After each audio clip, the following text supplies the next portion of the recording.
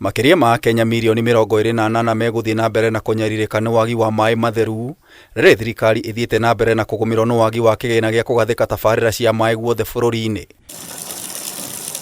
Unyihu wa maai bururi-ini no wakiririe ni ucenjia wa riera. Ataramu a urathi wa riera makiuga urugari ni uthiite na kwambatira kwa ihinda riri na digiri 1 na uthukangia wa maria maturigicĩirie ungia kuhitanwo naguo urugari ni ukwambatira na digiri 2 gukinyiria mwaka wa 2050 na gutiga akenya na unyihu wa maai rita birioni 21.4. Government has developed the first national water and sanitation investment and financing plan, that is NAWASIP, that envisions universal access to water and sanitation by the year 2030. Full implementation of the NAWASIP will cost Kenya shillings 995 billion. Niguo kwaririria na gwetha mitaratara iria ingigathikwo kuhitana na thina uyu, ministry ya maai na anyiti itemi ni magomanite guku Nairobi kwarira uria mangeigithia sekta-ini ya maai.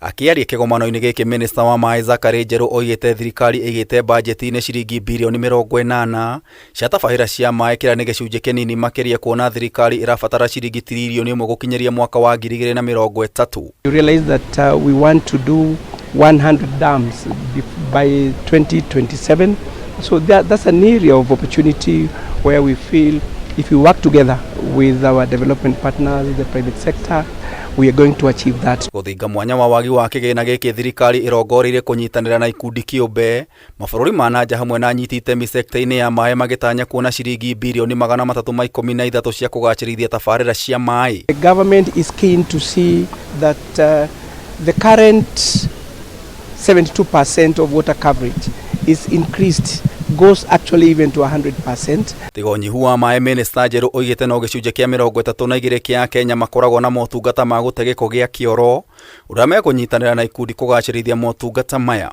The commitment the government has is to make sure that Kenyans live with dignity, Kenyans have access to clean and safe water, and we believe this conference is one step that we have taken to make sure that we actualize that.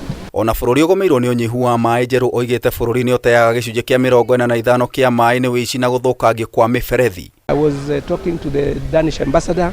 He told me one time about 7 years ago they were at 35%, today they are at 7%. So we believe they have that experience that would be useful to us today. Kameme TV gikuhe uhoro gitau, Njeta Gitau wa Wanjiku.